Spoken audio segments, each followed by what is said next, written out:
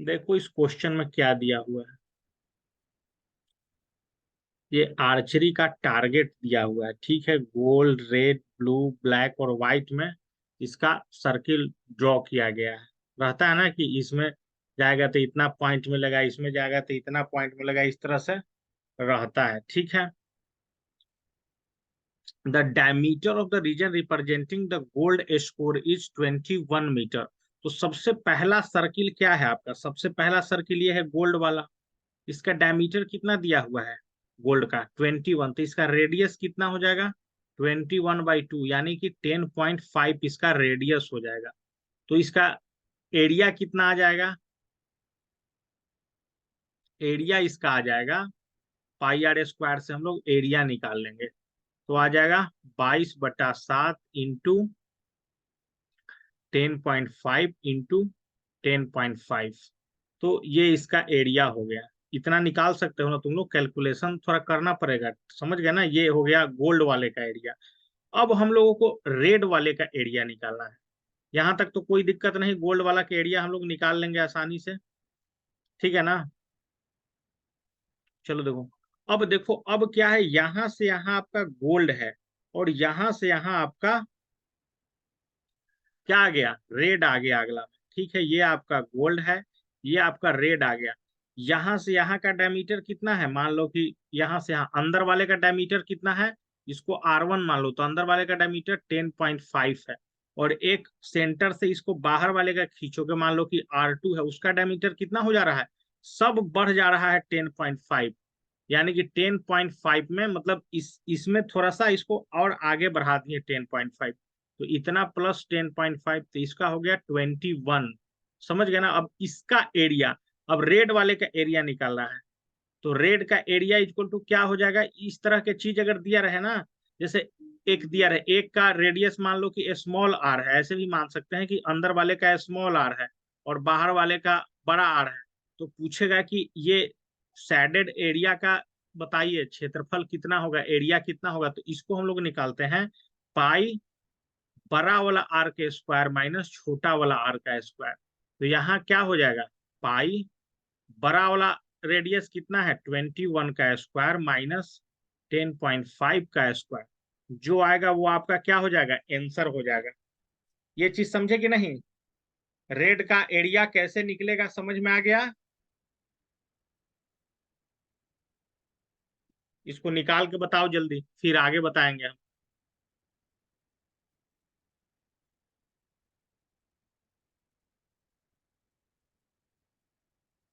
चलो देखो, यहां से थोड़ा सा देख ही लो, अगला स्टेप देख ही लो, इसको हम छोड़ देते हैं, ठीक है। अब क्या है कि हम लोग को रेड तक पता चल गया। यहां से हम लोग को पता चल गया कि 21 सेंटीमीटर रेडियस है। ये रेड वाला है रीजन, ठीक है। अब रेड से आगे क्या आ रहा है? रेड से आगे आ रहा है हमारा, अब इस बार ब्लू आ रहा है रीजन। तो ब्लू वाले का रेडियस कितना हो जाएगा? तो 21 में 10.5, इसका R1 का काम कौन करेगा? 21 करेगा, और R2 को काम यहाँ पे कौन करेगा? 21 प्लस 10.5। तो ये हो जाएगा आपका कितना? 31.5। तो ब्लू वाले का कितना हो जाएगा एरिया? ब्लू का अगर एरिया हम लोग निकालेंगे तो वो कितना हो जाएगा? पाई 30.5 का स्क्वायर माइनस 21 का स्क्वायर। अब धीरे धीरे समझ में आ रहा होगा तुमको। उसी तरह से ब्लैक वाले का निकालना होगा, तो अब तो हम लोग ऐसे ही समझ जाएंगे। ब्लैक का निकालना होगा तो क्या लिखोगे? पाई, और छोटा वाला का अब काम कौन करेगा? रेडियस का। जो ब्लू वाला का रेडियस है कितना? 31.5 अब काम करेगा। और बड़ा वाला में इसमें 10.5 जोड़ देंगे, 10.5 जोड़ेंगे तो कितना आ जाएगा? 42 आ जाएगा।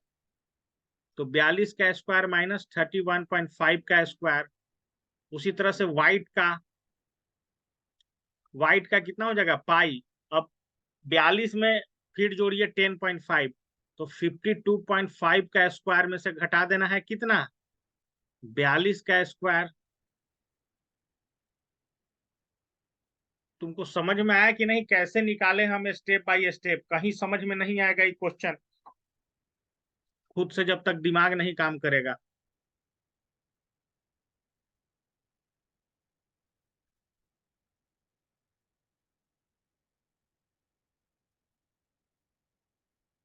क्लियर है?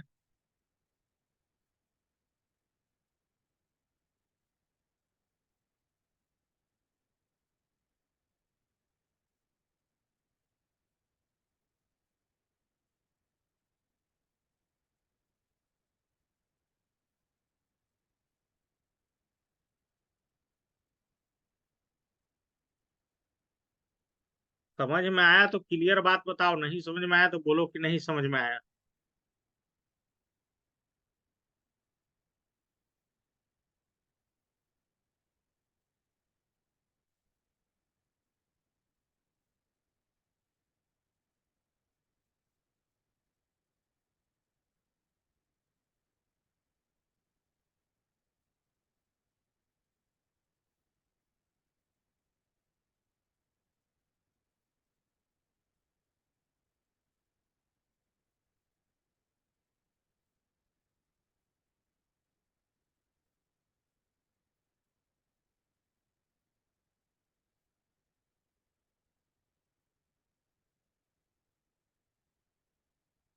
ये क्वेश्चन समझ में आया शिवम तुमको? इसमें समझे ना कि कैसे गोल्ड का तो एकदम इजी है। गोल्ड का निकालना क्या होगा? गोल्ड के लिए पाई आर स्क्वायर इसको लिख देंगे, ठीक है। इसका पाई का वैल्यू 22/7 है, और गोल्ड वाले का रेडियस कितना है? 10.5 का स्क्वायर हो जाएगा। समझ गए? उसी तरह से अगर रेड वाला का निकालना है तो इसमें क्या बताएं हम, कि अब इसका जो रेडियस था ना गोल्ड वाले का, उसमें 10.5 जोड़ो तो कितना आ जाएगा? 21 के स्क्वायर में से अब इसको 10.5 का स्क्वायर को घटाना है। उसी तरह से ब्लू वाले का आएगा तो पाई, अब क्या करो, 21 में 10.5 जोड़ दो, कितना आ जाएगा? 31.5 के स्क्वायर में से अब घटाना कितना है? 21 का स्क्वायर, ये वाला घटा देना है। उसी तरह से ब्लैक वाले का है तो पाई, अब 31.5 में 10.5 जोड़ो तो कितना आएगा? 42 के स्क्वायर में से घटा देना है, कितना? 10.31.5 का स्क्वायर। उसी तरह से व्हाइट वाले का तो पाई, अब इसमें 10.5 जोड़ेंगे तो कितना आएगा? 52.5 का स्क्वायर में से घटा देना है, कितना? 52.5 के स्क्वायर में से 42 का स्क्वायर घटा देना। तो ये पैटर्न आपको समझ में आ रहा है कुछ? यहाँ पे 21 क्यों लिखे हैं? क्योंकि इसका जो रेडियस होगा ना, रेडियस जो होगा, जो रेड लाइन तक जाएगा उसका होगा रेडियस कितना? 10.5 पहले गोल्ड का है उसका, और 10.5 वाइड होता जा रहा है। तो तबे ना सब में क्या किए हैं कि इससे 10.5 बढ़ा के इसको लिखे हैं, फिर इसको लिखे हैं। सब में क्या है? 10.5 बढ़ा हुआ है। यहाँ भी पैटर्न देखोगे तो 10.5 बढ़ा हुआ है। तो एक ऐसे भी रट सकते हो, क्वेश्चन नहीं समझ में आया तो। क्वेश्चन समझ में आ गया तब तो कोई दिक्कत ही नहीं है।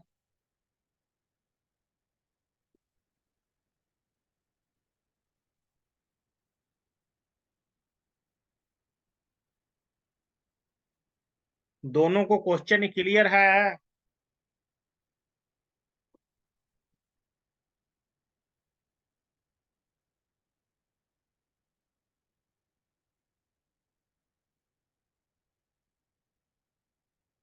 इसको तुम लोग सोल्व करके अब 5 मिनट में भेजो हमको।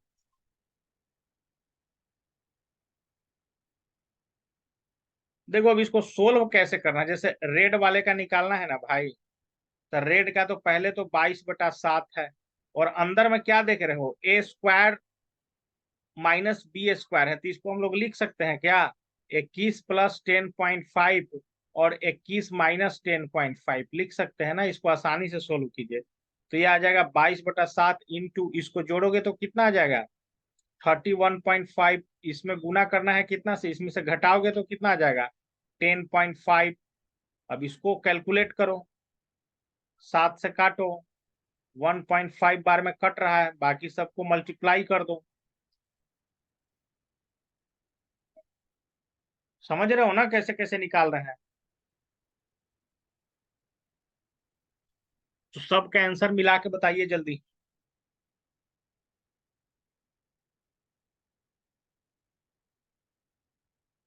फिर हम इसका सॉल्यूशन भेज देंगे, ढंग से इसको बना लेना एक बार फिर से। अभी लेकिन इतना कैलकुलेट करके हमको बताओ 5 मिनट में।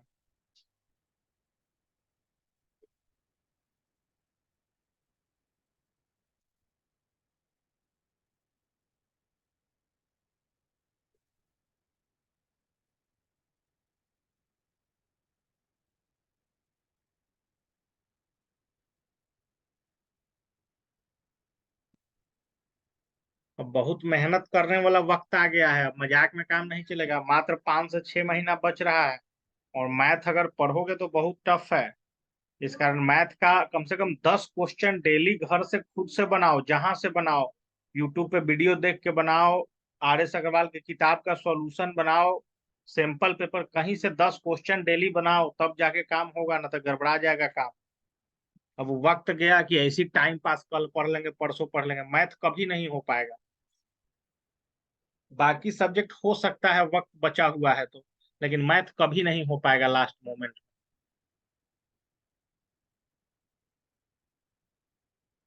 अब जितना भी तुम लोग को आ रहा है कैलकुलेट करके, अब तुम लोग जान गए ना कि कैसे निकालना है इसको।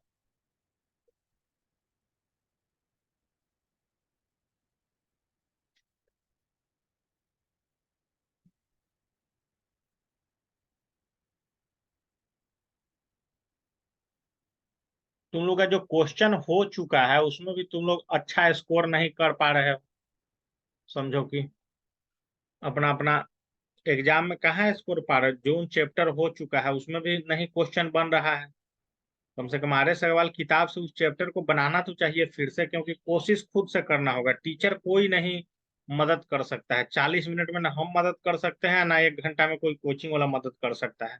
जिसको पास रहता है या टॉप करना रहता है वो खुद से मेहनत करना होता है, उसको मेच्योरिटी डेवलप हो जाना चाहिए कि हमको पढ़ना कैसे है, स्ट्रेटेजी उसका बन जाना चाहिए।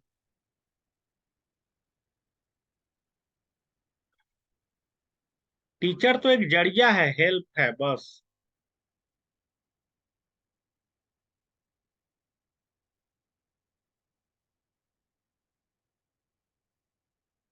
उतना अच्छा अच्छा किताब तुम लोग अगर नहीं पढ़ पाए ना एक बार, तो बहुत बड़ा नुकसान होगा, एग्जाम में सीधा पता चलेगा। क्योंकि एस चांद किताब ना हम लाइन बाय लाइन पढ़वा सकते हैं, ना आर एस अग्रवाल का एक एक क्वेश्चन करवा सकते हैं, उतना कोई नहीं करवाता है।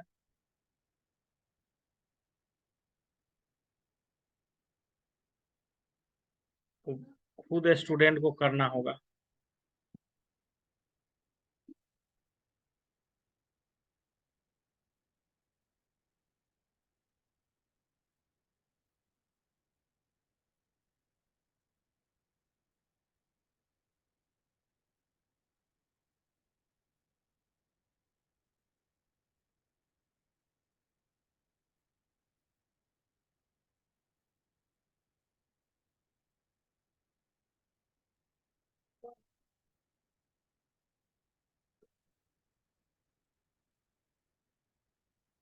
हम तो शिवम को बोलेंगे कि कोचिंग जो जाते हो ना वो छोड़ दो अब, मत फंसो कि टीचर के 500 700 रुपया ले रहा है तो क्या बोलेंगे, इतना मानते हैं सर, नहीं कैरियर बर्बाद हो जाएगा। उससे अच्छा यूट्यूब पे लेक्चर है, घर पे बैठ के 10 20 को क्वेश्चन बनाओ, खुद तुमको पता चल चल गया होगा इतना दिन में कि हमारा कमजोर सब्जेक्ट क्या है, मजबूत क्या है। कुछ फायदा नहीं है दोस्त के साथ जाके कोचिंग में, बहुत कम वक्त बचा हुआ है, बहुत सारा कंटेंट यूट्यूब पर पड़ा हुआ है, उससे बढ़िया बढ़िया हमसे भी बढ़िया बढ़िया पढ़ाएगा। लेकिन हम तो बहुत कम टाइम लेते हैं ना, 40 मिनट मात्र बर्बाद होता है, उतना तो आने जाने में कोचिंग तुम लोग का बर्बाद हो जाएगा। लेकिन सोचिएगा कि हम पास करवा देंगे तो ये कभी नहीं आना, वो टीचर पास करवा पाएगा। इस कारण टाइम मत बर्बाद कीजिए आप लोग। अब जितना जल्दी वो सब छोड़ो, मोह माया वो सब कोचिंग अब त्यागो, स्ट्रेटेजी बनाओ, घंटा घंटा करके एकदम यूट्यूब से कबाड़ दो एकदम आर एस अग्रवाल को।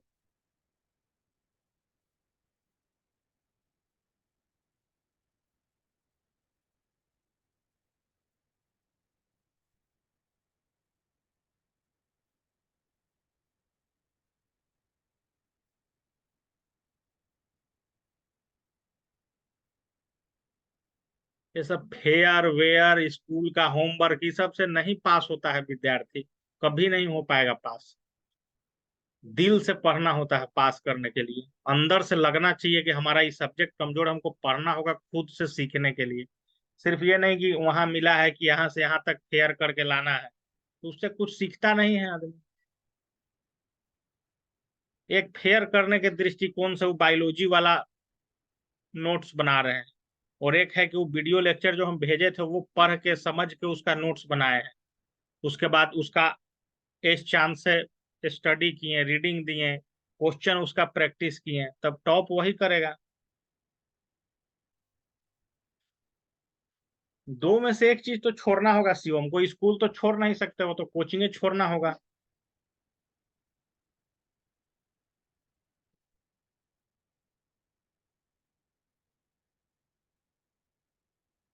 और इसको जो नहीं जाती है कोचिंग लेकिन पढ़ती नहीं है, 40 मिनट से कुछ नहीं हो सकता है, कुछ नहीं। 10 को भी अगर मैथ बनाया जाए ना तो इसमें क्वेश्चन कहाँ रहता है, 1000 क्वेश्चन भी कहाँ होगा पूरा एनसीईआरटी खत्म करने में।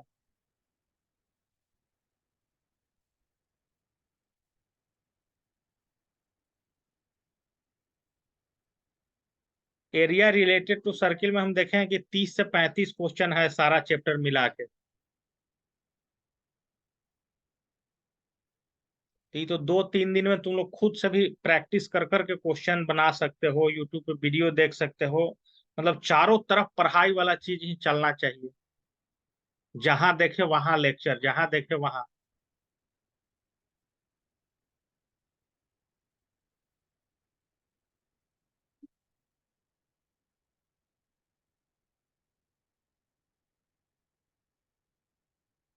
क्योंकि मैथ छोड़ के हम लोग को नहीं लगता है कि अदर सब्जेक्ट रीडिंग दोगे तो समझ में आ जाएगा, साइंस तो हम घींच ही दे रहे हैं। लेकिन सिर्फ पढ़ने से नहीं, उसका भी क्वेश्चन प्रैक्टिस करना होगा, साइंस में क्वेश्चन आता है किस तरह से।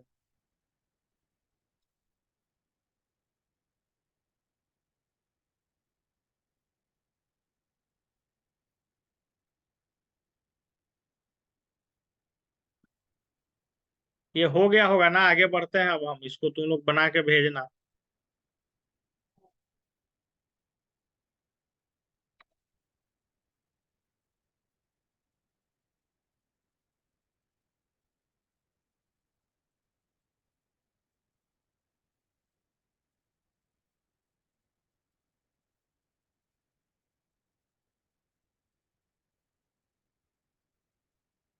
देखो ये वाला question, the wheel of a car are diameter इतना centimetre each, how many complete revolution does each wheel make in 10 minutes when the car is traveling a speed of 66 kilometre per hour. 66 kilometre per hour, 1 घंटा में कितना minute होता है? तो 60 minute में यह 66 kilometre जाता है। तो 1 मिनट में कितना जाएगा? 66/60। तो 10 मिनट में कितना जाएगा? 66/60 इंटू 10, एक से एक जीरो, ए से 11। तो 10 मिनट में कितना किलोमीटर? 11 किलोमीटर। एक्चुअल में इसका क्या बता रहा है आपको? सेंटीमीटर में डायमीटर दिया हुआ है, ये जो गाड़ी का चक्का है ना, इसका डायमीटर दिया हुआ है 80। तो रेडियस कितना हो गया? 40 सेंटीमीटर। ये आ गया क्या? ये आ गया टोटल पेरीमीटर जितना वो ट्रेवल किया 10 मिनट में। टोटल लेंथ कितना, टोटल डिस्टेंस कितना ट्रेवल किया? 11 किलोमीटर। 11 किलोमीटर को पहले तो मीटर में बदलो। मीटर में बदलने के लिए क्या करेंगे? इसको 3 जीरो लगाएंगे। किलोमीटर को मीटर में बदलने के लिए 3 जीरो। तो ये मीटर में बदला। अब इसको सेंटीमीटर में बदलने के लिए 2 जीरो और। तो ये कितना हो गया? 11 पे 5 जीरो। अब ये सेंटीमीटर में बदल चुका है। अब हम लोग क्या करेंगे ना, कि क्या निकालना है हम लोग को? Total number of revolution. तो क्या करेंगे भाई? टोटल डिस्टेंस जितना ट्रेवल किया वो ऊपर में, और नीचे में कितना? पेरीमीटर या सरकमफ्रेंस।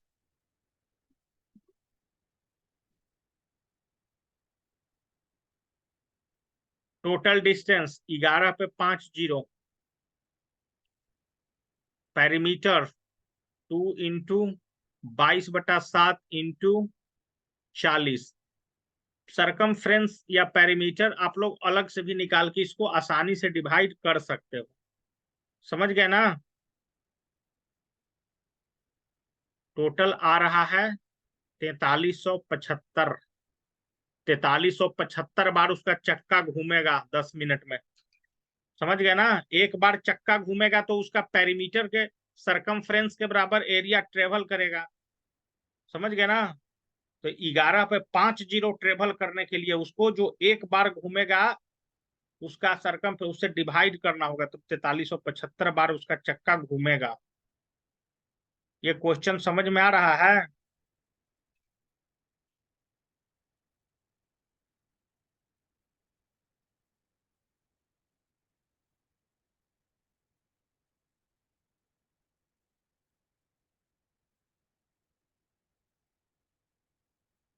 क्वेश्चन अगर इस समझ में आ रहा है भाई, तो इसको बनाओ, इसमें भी बना हुआ है बढ़िया से।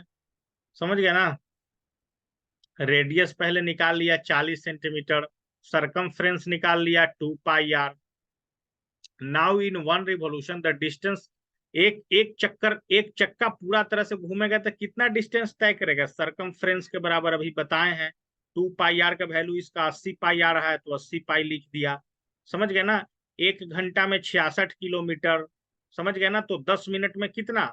10 मिनट में टोटल 11 पे 50 सेंटीमीटर। तो अब क्या निकालेंगे हम? नंबर ऑफ रिवॉल्यूशन निकाले, तो क्या इसका फॉर्मूला होता है? डिस्टेंस कवर बाई कार, और बटा में क्या? Circumference of the wheel. यहाँ पे ऐसे दिया हुआ है, आप लोग को दिख रहा होगा, छोटा सा एक एरो दिया हुआ है, यहाँ दिख रहा होगा, वो बाई है। तो इसमें बहुत बढ़िया से बना हुआ है, कोई दिक्कत नहीं है, इसको नोट किया जाए। और कोई दिक्कत नहीं होना चाहिए, सब चीज समझ में आ गया ना? क्लियर बात?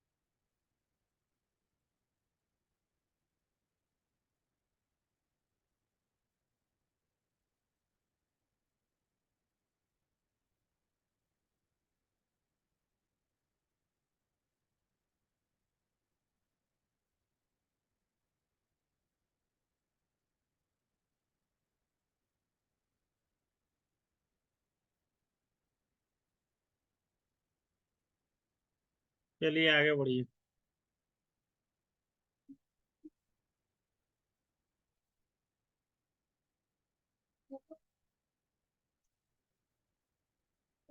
टिक the correct solution in the following and justify your choice if the perimeter and the area of circle are numerically equal.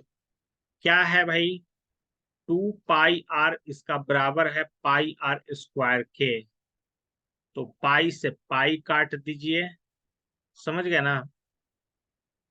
और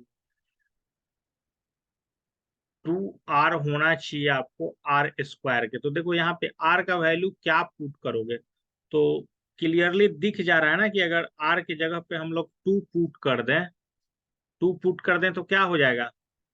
2 × 2 और 2 का स्क्वायर, 4 = 4, यानी कि 2 यूनिट पुट करेंगे तो हमारा क्या हो जाएगा? सरकमफ्रेंस और एरिया दोनों हो जाएगा बराबर। अगला ऑप्शन इसका देख लेते हैं और क्या क्या दिया हुआ था। ऐसे तो इसका यूनिट 2 यूनिट आंसर होगा, समझ गए। अगला दिया हुआ था 4 यूनिट, 7 यूनिट, तो वो नहीं हो सकता है। क्यों नहीं हो सकता है? क्योंकि 2 pi are = pi r square लिखिएगा, पाई से पाई काट के 2 r = r स्क्वायर बच रहा है। यहाँ पे अगर तुम 4 यूनिट पुट करोगे तो 2 × 4 क्या हो जाएगा? 4 × 4 = 16 हो जाएगा। तो 8 = 16 होता है? नहीं होता है। 7 भी पुट करोगे तो नहीं होगा, पाई यूनिट भी पुट करोगे तो नहीं होगा। तो आंसर, सही जवाब इसका क्या था? आर का वैल्यू 2। ये क्वेश्चन समझ में आया? 5वां नंबर।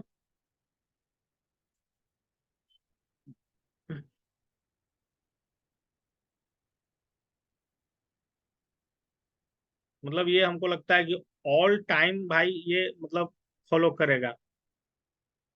आर का वैल्यू 2 ही होना चाहिए, तब उसका पेरीमीटर क्या हो जाएगा? सर्किल के एरिया के बराबर हो जाएगा। बना लो, छोटा सा क्वेश्चन है, उसको रट जाओ।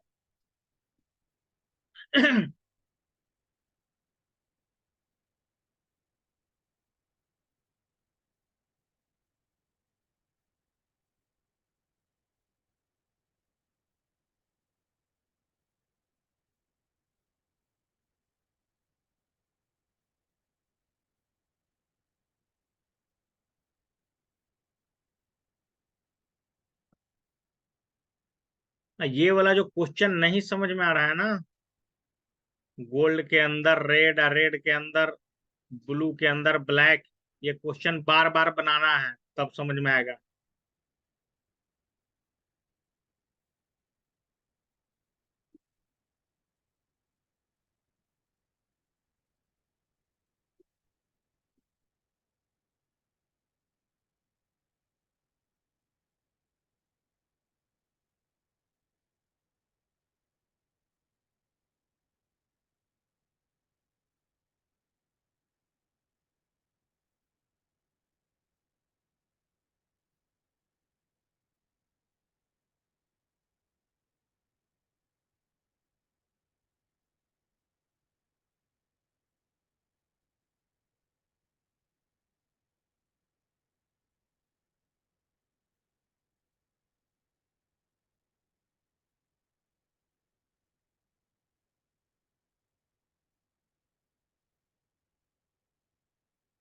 चलिए अब आगे बढ़ा जाए।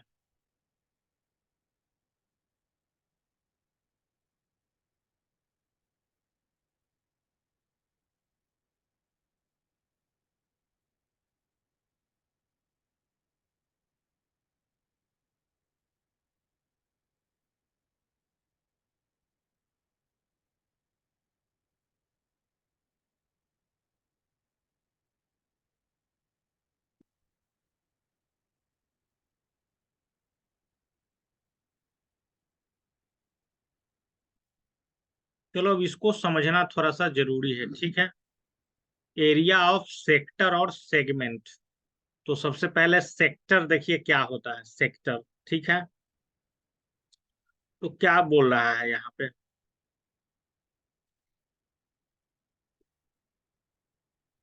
9th क्लास में तुम लोग बोल रहा है कि सेक्टर और सेगमेंट के बारे में पढ़े हो गए, ठीक है।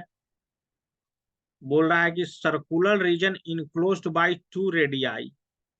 मतलब क्या है कि कोई सर्किल है, ठीक है।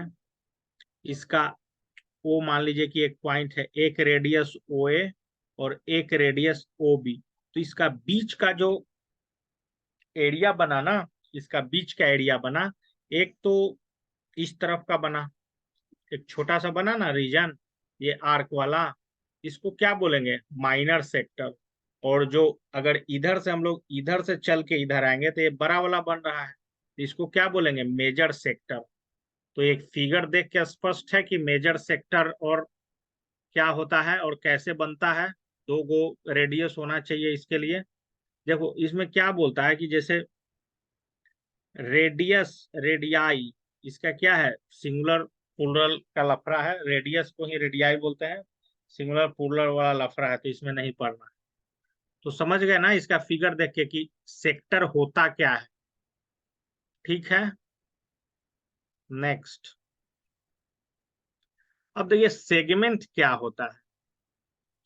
देखो सेगमेंट क्या होता है, तो क्या किया इसको, सर्किल को क्या किया, इसका कॉर्ड है ये ए बी। ठीक है, तो ये क्या किया, इसको दो पार्ट में डिवाइड कर दिया सर्किल को। तो एगो को, छोटा वाला को क्या बोलेंगे, माइनर सेगमेंट, और बड़ा वाला को क्या बोलेंगे, मेजर सेगमेंट। तो ये चीज याद रखना है कि सेक्टर किससे मिलके बनता है, रेडियस से मिलके बनता है, और ये किससे मिलके बनता है, कॉर्ड से मिलके बनता है सर्किल के। क्लियर है ना। तो दोनों फिगर पहले बनाइए, सेक्टर और सेगमेंट का पहले फिगर अपना अपना कॉपी पर बनाया जाए। बाकी इसका लिखने का कुछ जरूरत नहीं है, कि माइनर और मेजर तो देखने पे ही पता चल जा रहा है।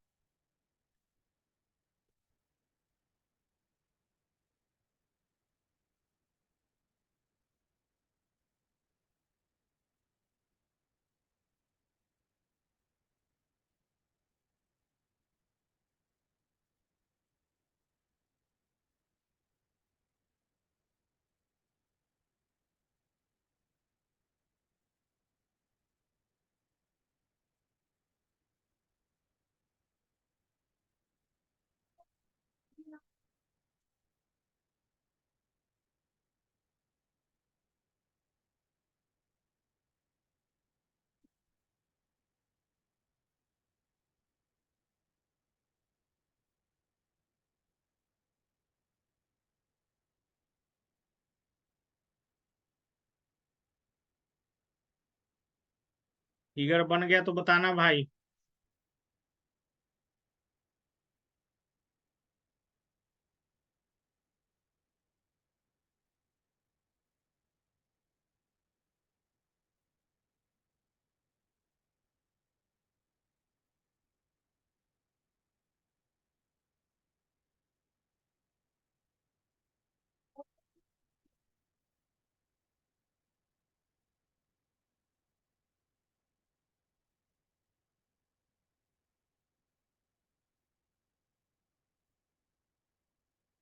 चलिए आगे बढ़िए।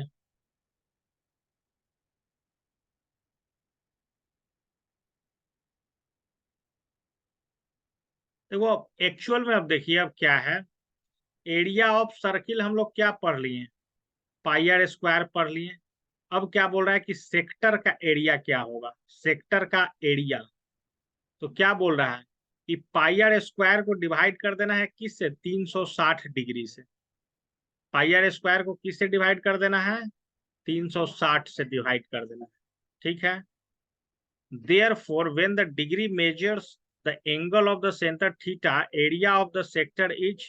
और देखो एक तो ये करना है, और उसमें आपको क्या करना है कि थीटा से, जैसे सेक्टर वाला में आ रहा था ना, दो ऐसे कर रहे थे, तो यहाँ पे थीटा बन रहा था, इधर से जाएंगे तो ये थीटा बन रहा था, तो वो थीटा एंगल से भी आपको मल्टीप्लाई करना होगा। समझ गए ना। तो यहाँ फॉर्मूला दिया हुआ है, area of sector of angle theta. Theta angle का जो सेक्टर बन रहा है, मान लो कि यहाँ पे क्या दिया रहता है कि ये 60 डिग्री का बन रहा है, तो यहाँ 60 दे देते, रेडियस का दिया रहता कि 10 सेंटीमीटर का है जो भी है, तो तुरंत आंसर निकल जाएगा। मेजर पूछेगा, जैसे कि मान लो कि ये दिया हुआ है, ये 60 डिग्री है, तो ये वाला अपने नहीं निकल जाएगा कि ये 300 डिग्री है, निकल जाएगा ना अपने आप। वो तो 300 डिग्री अपने आप निकल जाएगा। तो जो वैल्यू दिया रहेगा उसी के अनुसार आपको आंसर याद रखना है। तो ये को तो फॉर्मूला आपको ये वाला याद रखना है, एरिया ऑफ सेक्टर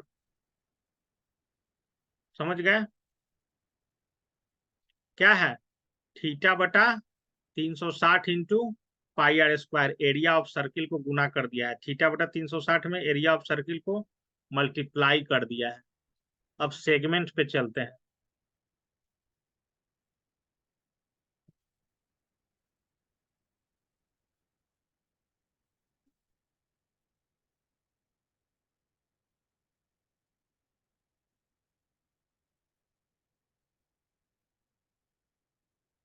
देखो,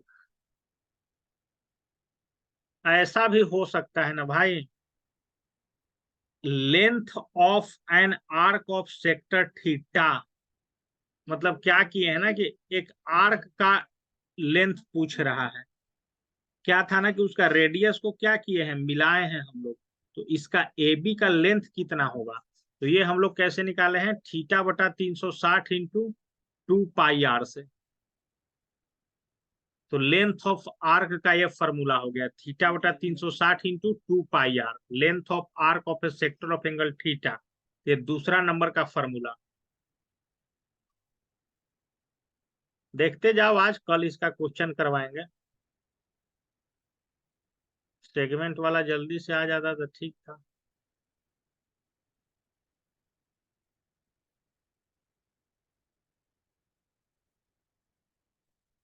यार, सेगमेंट का यही तो था। गड़बड़ा रहा है यार, कहाँ चला गया।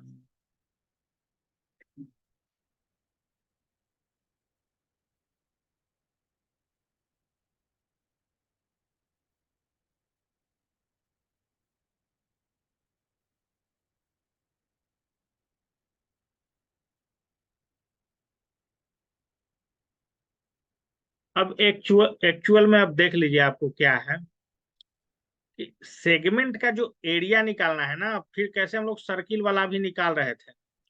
तो सेगमेंट का जो निकालना है, इसके लिए हम लोगों को क्या करना पड़ेगा कि ये जो triangle O A B, O A B एक ट्रेंगल बन रहा है ना, इसका एरिया पहले निकालना होगा। और उसको जो हम लोग एक सेक्टर का एरिया निकाले थे, सेक्टर का एरिया निकाले थे ना, थीटा बटा 360 इंटू पाई आर स्क्वायर से। तो पहले सेक्टर का एरिया निकाल के उसमें से ट्रेंगल का एरिया को घटा देना है, तब जाके सेगमेंट का एरिया निकलेगा। सेगमेंट का एरिया निकालने के लिए कोई फार्मूला नहीं है डायरेक्ट, समझ गए? इसका सेक्टर का एरिया निकालिए, और उसमें से वो जो ट्रेंगल आपको दिख रहा है ओ ए बी, मतलब दूसरा क्वेश्चन में दूसरा तरह का ट्रेंगल दिखेगा, तो उसका एरिया आपको घटाना पड़ेगा। तब आपका ये जो सेगमेंट है ना, शेडेड किया हुआ सेगमेंट, इसी को ना बोलते हैं जब आर्क के नीचे वाला, ये माइनर सेगमेंट है। इसका ऊपर वाला ऐसे ऐसे क्या हो जाता, मेजर सेगमेंट हो जाता। तो क्वेश्चन हम लोग कल इसका देखेंगे, ठीक है? या हल्का हल्का क्वेश्चन तुम बना भी सकते हो इस चांस से, चाहोगे तो अभी 5 को क्वेश्चन